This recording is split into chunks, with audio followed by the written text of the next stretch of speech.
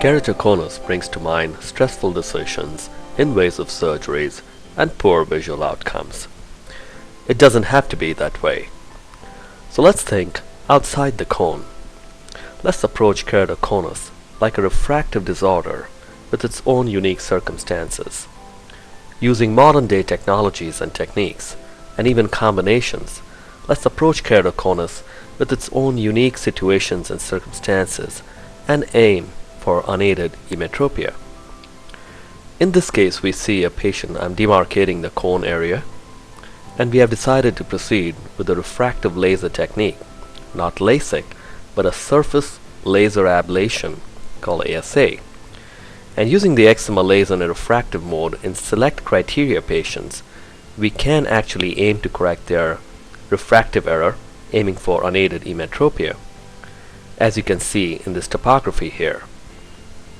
These patients can actually achieve 20/20 and 20/15 vision, and I'm extremely pleased. In cases of keratoconus with corneal scars, we can peel these scars under the laser and proceed with refractive laser ablation as seen here. In cases of scars that have become an integral part of the cone, I laser through the scar, aiming for a refractive endpoint. Once again, a surface laser pattern, aiming for emmetropia. Collagen cross-linking is a new advance in keratoconus where we can cross-link the cornea and strengthen it, and I believe this will be a great adjunct to most of the refractive techniques with keratoconus. In further ectasia, we can use Intacs by first making a channel in the lamellar cornea with a tiny slit incision. The Intac rings can be inserted as segments, as you can see here, one segment. They act by flattening the cone into a dome, as you see here.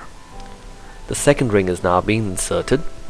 Intacs can be placed in various combinations of single or double rings, a large and small optical zone, as you can see here, for effective outcomes. Once the Intac rings is in place, we can still enhance the vision by glasses, contact lenses, and even laser vision surgery. Once again, surface ablation techniques with the excimer laser can be used, like in this case with a single Intac ring. This is a high mag picture, and we are planning an excimer laser refractive correction for the residual astigmatism on this patient who already has an Intac in place to an emmetropic outcome.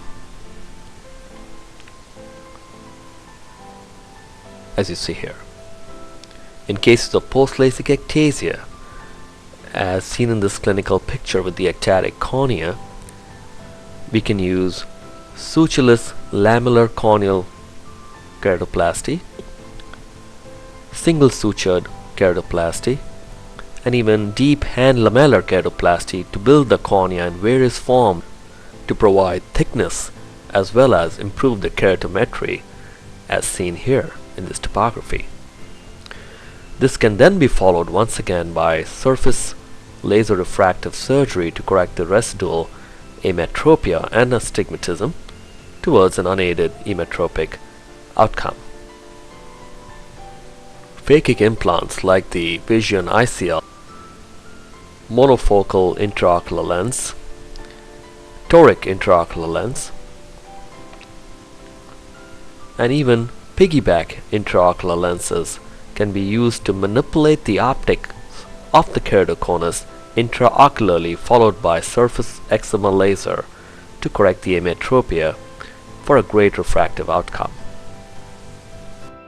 So, for early keratoconus or advanced keratoconus or those associated with scars or cataracts, all these conditions can be approached with modern technology today to help these patients achieve the vision goal that they deserve.